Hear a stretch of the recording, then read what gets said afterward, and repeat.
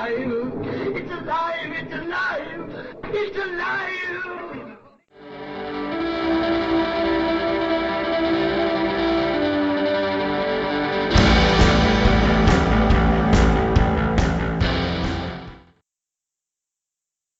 Hello and welcome to Alive After Reading. I'm Tim Niederreiter, and with me today is a very special guest, one that I have, it's somewhat formative to me in my podcast experience, J C Hutchins. Welcome to the podcast. Tim, it's a pleasure to be here. Thanks for having me. Well, it's a pleasure to have you, and I'm not sure how many of my listeners are going to reach back in the Wayback Machine long enough to remember your podcast, because it has been some time since you did some podcasting, but some fiction podcasting, but that's where I first got introduced to you, so I figured I'd mention it. But I'd rather you introduce yourself because I'm not that kind of guy. Yeah, sure, no worries. So, my name's J C Hutchins. By day, I am a corporate shill for a technology company, but by night, especially in the early 2000s, which is when Tim kind of was introduced to my work, I was and still am a novelist. And way back in the day, in late 2005, early 2006, I was introduced to podcasting and had written what was at that time a single manuscript that eventually became 3 manuscripts. So it was a very long manuscript chopped into thirds that I couldn't sell or couldn't find an agent for in the literary business and couldn't find a publisher for. So as I was, embracing with a lot of passion this newfound thing called podcasting, I discovered that there were unpublished novelists like myself who were recording their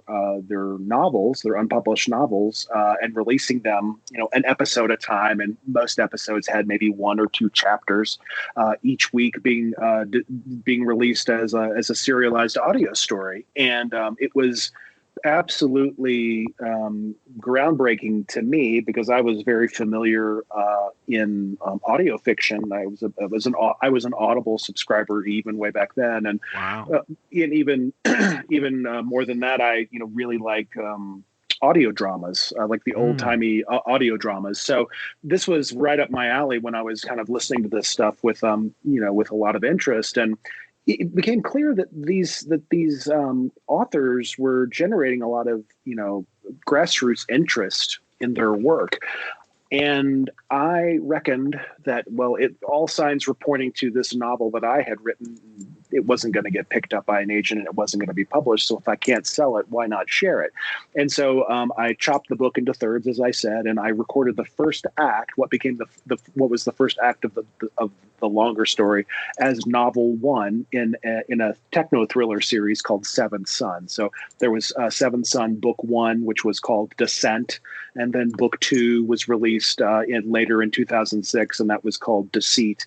And then I believe the third book, Destruction, rolled from 2006 to 2007.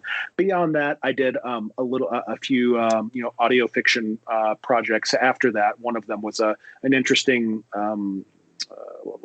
what is it, like user generated content? Or no. It was like there was an audio project that I did that was set in the Seventh Son universe during there's a nationwide blackout that occurs, and during this blackout, during this part of the novel, I invited my listeners to create content as if they were trapped in a weeks-long nationwide blackout, and the chaos and the desperation that might emerge from that. And got hundreds of well over 100 submissions for that, and that created a fiction project, an audio fiction project called Seventh Son Obsidian that was also released in 2007. And then, beyond that, that the success of those podcasts did indeed convert into a book sale for Seventh Son Descent, which was published later by St. Martin's Press, and it secured a novel writing gig for St. Martin's Press on and we can get into this in a bit if you like, but what we'll call a transmedia novel, which is, a novel that, you can pick up and read, but like this novel came with what we'll call artifacts, like passport photos and driver's license and birth certificate records and death certificates and all kinds of they were all fake. They were all phony, but they looked very, very convincing and very real. And there were clues embedded in the text of the novel, and clues that were embedded in these artifacts that came with the book that could propel the reader into almost like an investigative experience online, where they would, be accessing voicemails of fictional characters, or even, the deeper they went, they were even like hacking into email accounts of fictional, the fictional characters. And that was a great deal of fun to create. And unfortunately, this was all unfolding around 2009, 2010. Neither of those novels performed sales-wise as the publisher had hoped, and as I had hoped. And the sequels for both series were not greenlit. And this, I'll be honest, Tim, this was really kind of put me in an emotional tailspin at the time, because I had invested, I don't think anyone would argue with this, but a heroic amount of effort in creating and promoting these projects with every bit of myself, every bit of scrap of spare time that I had at the time.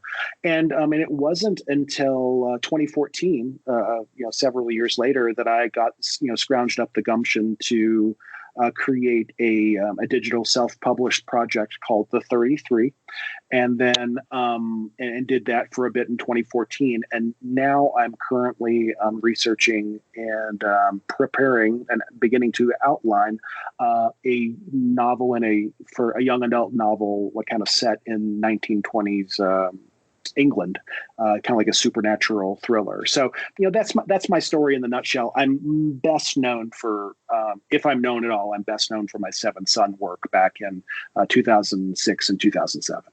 Yeah, that's where I first heard of you, and I did listen to the first volume. I'm such an erratic consumer of media in general. I did really like the first volume, though. Cool. And it was, and I must say, it was crazy to think. It was crazy at first. I'm like, wow, he's got 7 characters that basically have the same name. That's pretty ballsy in a way. It's pretty gutsy to do that in an actual book. Well, thanks. Yeah. So for your listeners who aren't familiar with the story, Seven Son is it's a book that at the time was set in the near future, which has now, passed us. It's now, the book's near future is now our past, but it was kind of set, 5 minutes in the future, in which the president of the United States at a political rally is mysteriously inexplicably murdered by a 4-year-old child who manages to basically, kill the president with a hidden knife. And this kind of explosive beginning, triggers an investigation from the U.S. government. And it becomes clear that it seems like the person who's behind this was the subject of a science experiment that unfolded in the 70s and 80s. And this person, codenamed John Alpha, was basically, raised as a normal kid. But what he didn't know is that his parents and nearly everyone around him were scientists, behavioral scientists and geneticists who were, kind of like creating a very well-rounded childhood for this boy. And then he was secretly put under under sedation or something. And his memories, because they were recorded, because they had this technology, and they also took a sample of his DNA, and they were able to clone him and create 7 clones who all would then receive the download of those memories of this John Alpha person from birth to the age of 15. Right. And so what once these clones were awakened, they woke up in hospital rooms in 7 different locations of the country. We're told that their parents had been killed in a car accident. And remember, they think that they are the John Alpha. They think they're John. And they are then raised by, adoptive parents. And each one of these clones is again directed by the by these adoptive parents into different professions, such as the military or science or spirituality, so that it's kind of a great nature versus nurture experiment, which was the intent of this Seventh Son project.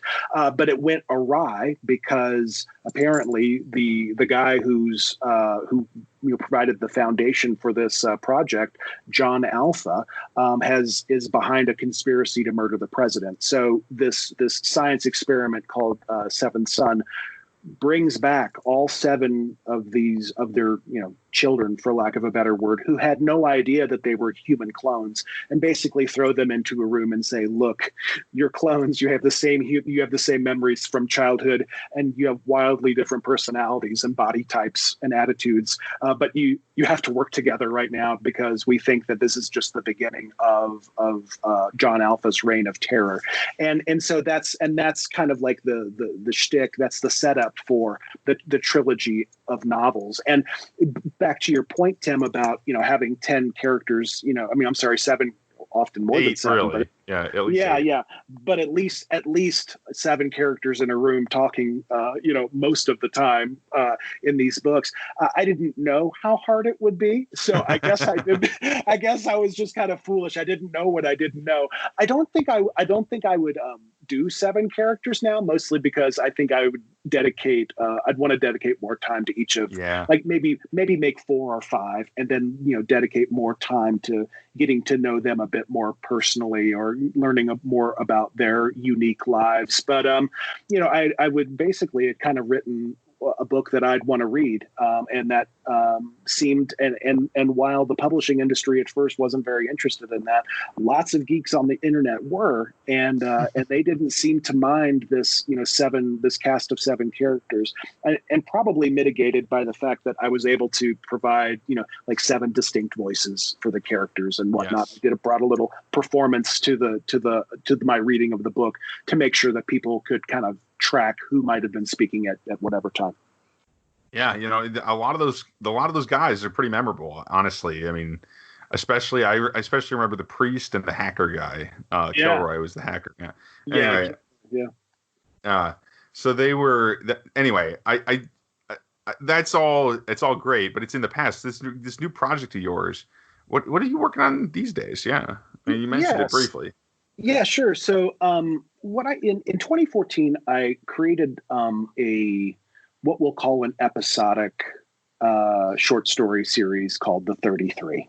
And what I really liked about The 33 was that it combined technology and ghosts and magic and a lot of the things that I like to read about. I kind of smashed it into a story world that was set in present day, and basically was a team of a handful of people who were tasked with saving the world on a weekly basis from numerous supernatural or technological threats.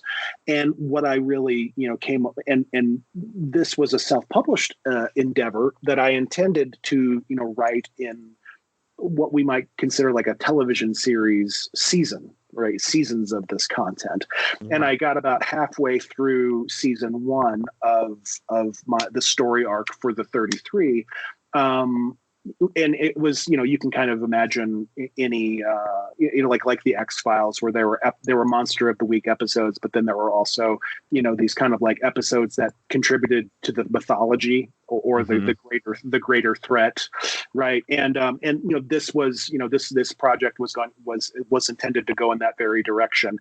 However, I was self-employed at the time, and and as an independent artist, you're an independent writer yourself, that this is it's hard to make a living wage off of independently produced books or digital books. That's not to say it's impossible, and it's not to say it's an unworthy endeavor. It is possible, and it's absolutely a worthy endeavor.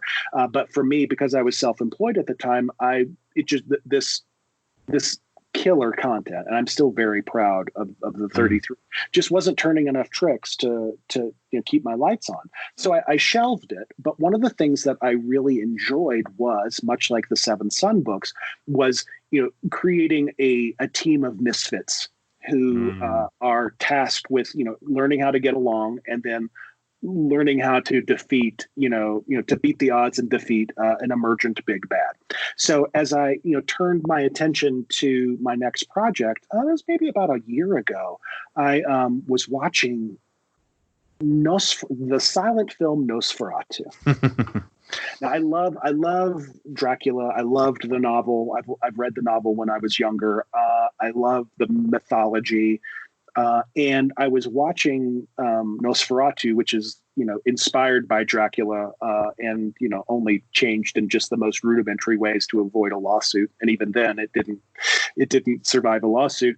The character, Jonathan Harker, or the guy who is supposed to be Jonathan Harker, who is a London-based lawyer, goes to Transylvania, and he gets kind of imprisoned by this weirdo named Count Dracula. And Jonathan Harker is tasked with, he escapes Castle Dracula and manages to start working his way back to London, right? But as I was watching Jonathan Harker being imprisoned in Castle Dracula while watching Nosferatu, I thought, well, wouldn't it be awesome if, like, his girlfriend, Mina Murray, or, future wife, Mina Harker, wouldn't it be cool if she rescued him? Like, she had a bunch of friends, a bunch of ass-kicking girlfriends who got together and just, got a letter from him or something, and they hopped on a train and they just went to, Transylvania to kick Dracula's ass.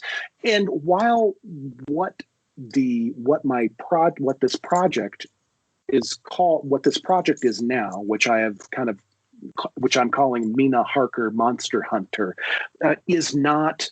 It is inspired by that beating heart of a concept, but has been, far enough removed so where it stands on its own legs. So what is Mina Harker Monster Hunter? It's set in 1920 England. So this is like about at least 20 years after Dracula's death. And we are introduced to the descendants of Mina and Jonathan Harker, and the descendants of other children or grandchildren from Victorian and Edwardian era, sci-fi and horror fiction. So like the daughter of the Invisible Man, or the son of Dr. Moreau, or the daughter of the madman Renfield from Dracula, or, and it just kind of goes on, and like the maybe, the elderly mother of Henry Jekyll. I mean, it could be anything. So imagining that these characters all lived in the same fictional London at the same time, and that essentially the novels that they are inspired by, like The Invisible Man or The Strange Case of Dr. Jekyll and Mr. Hyde, were canonical, right? That they actually happened, and in the same London. And now it's 20 or 30 years later, and their descendants are now kind of being who are unusually blessed with powers and gifts of their own, and scientific, achievements of their own, are brought together by a mysterious woman who, we have an emerging threat that needs to be taken care of, and we believe it has something to do with the creation of World War I, back in 1914. Ooh. We think that there is a supernatural motive behind the creation of that world war, and that the outcome of that world war has created an unseen yet omnipresent occupying force in Great Britain, on the island. And that while England does not appears to be one of the victors of World War I, the English people are in fact enslaved, and they have no idea that they've been enslaved. And so it's up to this misfit group of 5 or 6 girls who are teenagers, and again the descendants of the heroes from these Victorian novels. They're tasked with combining forces, learning how to get along with each other, and try to unspool this very dastardly and insidious conspiracy. Yeah, it kind of reminds me. I mean, just the concept reminds me a little of like Penny Dreadful or completely, that Alan Moore, League of Extraordinary Gentlemen. Yeah. So and I love that, except it's more YA kind of vibe. That's awesome. Yeah. So I used to be a newspaper reporter, and on the side I would do features. Freelance features work for magazines. And one of the magazines that I used to write for was a magazine called Wizard, which covered the comic book and toy industry. And while I was freelancing for Wizard, I had the great fortune of interviewing Alan Moore when the League of Extraordinary Gentlemen comic book was coming out. This was like 98, 97, 98. And I was just so taken by that. I mean, it's just that concept of smashing together all of these different, frankly, public domain characters. Yeah, we got Captain Nemo, and he's teaming up with Alan Quatermain and Mr. Hyde and the Invisible Man. Yeah, it was like kind of smashing all of that together. It was just such a fertile. And Moore would tell you himself that he was far from the first person who's done this in literature or in creative work. And then, of course, beyond that, yes, indeed, Penny Dreadful is a great example. And there are many other examples since, the League of Extraordinary Gentlemen that have kind of emerged. But yeah, I completely cop to like Buffy the Vampire Slayer, League of Extraordinary Gentlemen, and Penny Dreadful are like complete and total unapologetic inspirations for this project. Oh, and I love that. I love it when fiction wears its influences on its sleeve too. It's very obvious. It's like, okay, so we're going to do this. We're going to make it clear, because then you know what you're getting in a way. You get the idea. I mean, you don't know exactly what you're getting, but you have this kind of overarching kind of vibe that you already have. And it's an interesting effect, I mean, instead of, I do like the very original stuff, the very weird stuff that fiction can do too. I mean, I do write fantasy and very weird science fiction, to be honest. Mm-hmm. But, I just, there's something about the familiar that really brings it home. These familiar stories that, we're all kind of aware of. I think a lot of people are. I definitely grew up with like 20,000 Leagues Under the Sea and stuff like that. A great book. Yeah. Me too. And what I wanted to be kind of keen about when I was, creating, like brainstorming the setting and the characters for Mina Harker was that like I wanted to indeed make sure that the characters or the inspiration for the characters and the setting would be something very familiar to older readers, but could also provide like a gateway for younger readers, because this is intended to be a YA project. But also I also was keen to make sure that like I separated the setting in terms of years, like far remove it from like the Victorian era, and smash it into the 1920s, where there were a lot of terrific and really like noteworthy cultural and socio-political stuff happening, kind of smashing against each other. Everything from the suffragist movement to like England trying to deal with a bloody world war, to classism and racism. I mean, it's like it's almost in so many respects a warped mirror image of where we are today. It's like, if anything, in researching this project, I've realized that the more things change, the more they stay the same.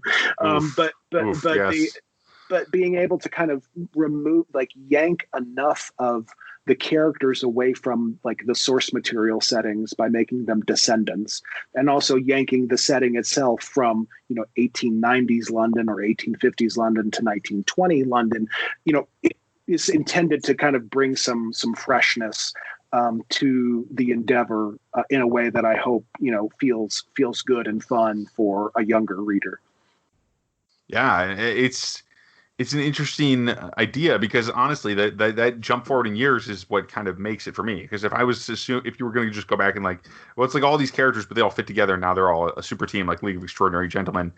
That's kind of like, okay, that's cool and all, but we've already had League of Extraordinary Gentlemen, right? And Dreadful What's different? And all this stuff. Yeah, right, exactly. So going forward going into the future, of course, just obviously 100 years ago now, is still is a pretty fantastic idea. I think just that one level of removal from those other works is really nice, or a much farther removal from Buffy. But Buffy, you're taking the other inspiration, which is basically the plot, the storyline. Yeah. Maybe not exactly, but you're getting that kind of. Oh, yeah, but I mean, certainly when you kind of think of like in the broadest of strokes, what Buffy the Vampire Slayer did, which is a bunch of young people who are kind of goofy and don't fit in with the norm are tasked with fighting like weirdo baddies on the regular, like that's definitely, that's definitely the beating heart of this thing. And, Buffy was a show, and is a show that I still love. I loved that show. If I could marry that show, I would have. I still love it. It's so much fun, and it was really groundbreaking at its in its day, and supremely influential in television. I mean, still like I'll watch I'll try to watch like a teen monster hunting show or something, and it's Buffy. It's Buffy. It always goes back to Buffy. And that's not to say that Buffy was the first to explore that or the first to do it well. They just seemed to do it very well, very consistently. Right. Yeah, I agree. I'm probably caught up on that a lot later because I think I'm just guessing I'm not just guessing. I know there's a bit of an age gap between the two of us, but I definitely enjoyed Buffy a lot, and it was really, though it did take me a while to get into it, which is the weird part, honestly, because I this teacher who was really into Buffy the Vampire Slayer when I was in high school, and this was after this show was done probably, and she would talk about it all the time, one of my English teachers, and I'm like, okay, not really a cool thing to do. Let's go somewhere else. But eventually I did get into it. Yeah. And I came really late. I think that I didn't start watching Buffy the Vampire Slayer until the final season was about to start. So I caught up with Buffy on these old timey things called DVDs. I don't know if you've heard, but yeah, we, my girlfriend, now wife, and I at the time, we were just, this was binging before binging was a thing. We were just knocking back those seasons, and we're on the edge of our seats through the whole thing. And I think we were able to No, I think that we even watched it. We may have watched it even after the series concluded, but we were able to catch up with Angel, which was a spin-off series of Buffy. We were able to catch up with Angel for its final season. That's what we were able to do. So yeah, Buffy was even in the rear view mirror for us when we watched it in the early 2000s. Yeah. Yeah. So speaking of stuff you've been reading or watching, what have you been reading lately? I mean, this kind of we have spent a good deal of time chatterboxing already, so we're getting toward the end here. And sure, yeah. Well, well, Tim, I've got all the time in the world. So if you want to pick my brain some more, you're welcome to. But I'm happy to talk about what I'm reading now. And unsurprisingly, it's because I'm hip deep in Mina Harker Monster Hunter. I am just like, I've been happily swimming in Victorian era sci-fi and horror novels. I mean, I'm looking at them over here. King Solomon's Mine, Frankenstein, Wizard of Oz, 20,000 Leagues Under the Sea, Dracula, The Time Machine, The Invisible Man, Strange Case of Dr. Jekyll and Mr. Hyde, Tarzan, The Jungle Books, and even more. And in addition to that, I never liked history when I was a kid. And because I slept through all those history classes, I have no idea what London or England was like in the 1920s. So I'm also doing a lot of research on, England and London during that era. And also and feminism and like feminists of the era in particular, how women were treated in particular, since my protagonists are all young, they're like going to be in their teens. So this would be a very important kind of, subtopic for their story or the novel to kind of explore. But also like the kind of the zeitgeist of the time, especially how England was handling itself after the Great War and after the Spanish flu. It was just a heartbreaking and devastating time for the country. And the British, dealt with it in interesting and stoic ways that, may or may not have been the emotionally appropriate thing to do. And so, I just I'm also going down this rabbit hole of like both fiction from the Victorian era and then, nonfiction, kind of capturing the spirit of the times and the issues of the times of 1920 England.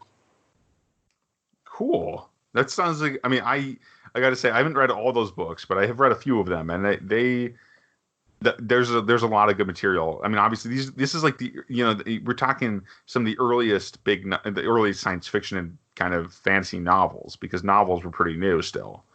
Especially in the form that they were being published in. Absolutely. Mary Shelley's Frankenstein is, widely accepted these days. It's kind of like the worst formal, the first, not worst. Not the worst. Far from the worst. Far from the worst.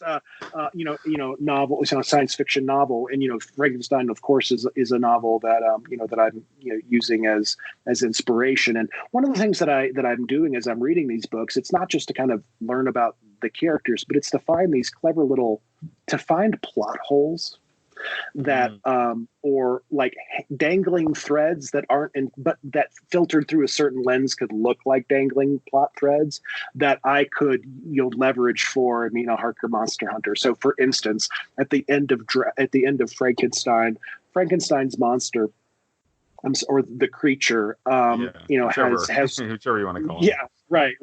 Has been pursued by his creator, maniacally pursued by his creator up to the North Pole, and his creator, bites. His creator passes away, but Frankenstein's creature is still, alive. And while it appears that Frankenstein's creature is committed to killing himself and throwing himself on a funeral pyre by the end, up in the North Pole, we never see that. So it's possible that the immortal Frankenstein's creature could have changed his mind and just, figured out a way to head south back to England, and being an immortal could become a player in 1920 England. Right, for Mina Harker Monster Hunter. So those are the kinds of things that I'm looking for as I'm reading these books. It's not just the creative stories themselves, but also these clever ways of interweaving what I'm trying to interpret as canonical events, meaning the events of these respective novels, weaving those dangling threads into the tapestry of the world for Mina Harker Monster Hunter. Sweet. And I'm just going to throw in quick what I've been reading lately, which is actually War of the Worlds by H.G. Wells. So that's one of the ones you not on your list, but I read that one when I was a kid. I had this little picture book that had like bits of the story, but a slightly updated language. Yeah, and then it had the pictures, the illustrations. Yeah, and it was so good. And so I got the ebook for War of the Worlds just recently because I'm like, I love that story. Let's try the real deal. Yeah. I apologize for not mentioning it, but that's definitely one of the inspirations. And it's just H.G. Wells. It is such a terrific writer in that.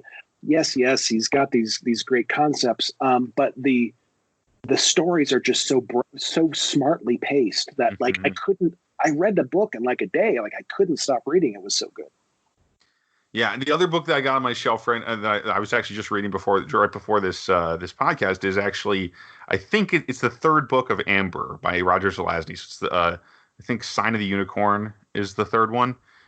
There's 5 in the original series. That's what I've got in one volume, so that's why I'm having trouble remembering the title. But I got this big 5-book volume of Amber, and this series is incredible. It's one of my favorites of all time.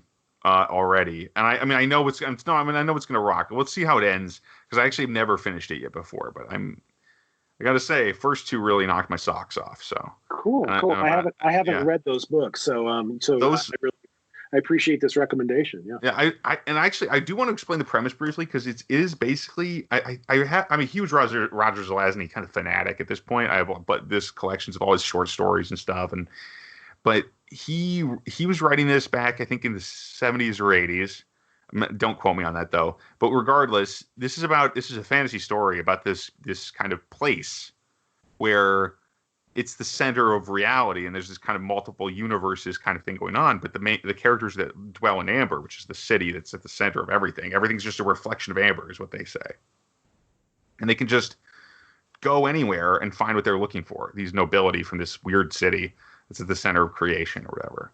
So they can go to different worlds basically, but those worlds are whatever they're looking for when they get there. So they're almost like gods. They have this incredible power, but they also have a lot of problems. Yeah, I was about to say. So what's the catch, right? Good. Mostly it's each other, but there's this mystery that's finally getting into in book 3. These are short books. They're like 150 pages each, so they're old kind of pulp. They're actually like slightly newer school pulp novels, let's say. Mm-hmm. Mm-hmm. And the main character is one of these princes of Amber. The first book is 9 Princes in Amber. That's a good place to start. And he has these 8 brothers who all want the throne. and he wants the throne too. So that's the basic conflict that we start with. Yeah. Neat. And that concept, it's like who can oppose them, but they're equals, right? It's this classic. It's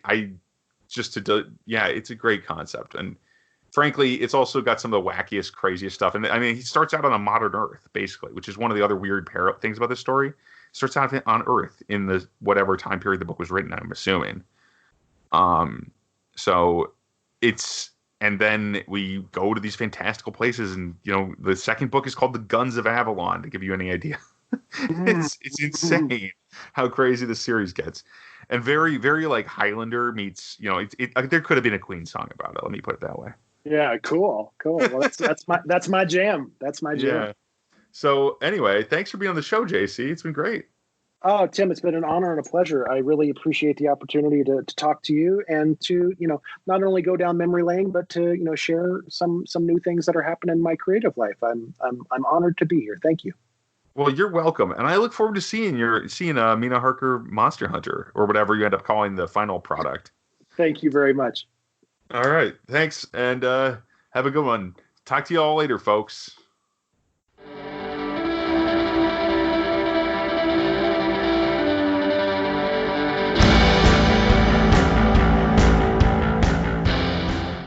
That tears it.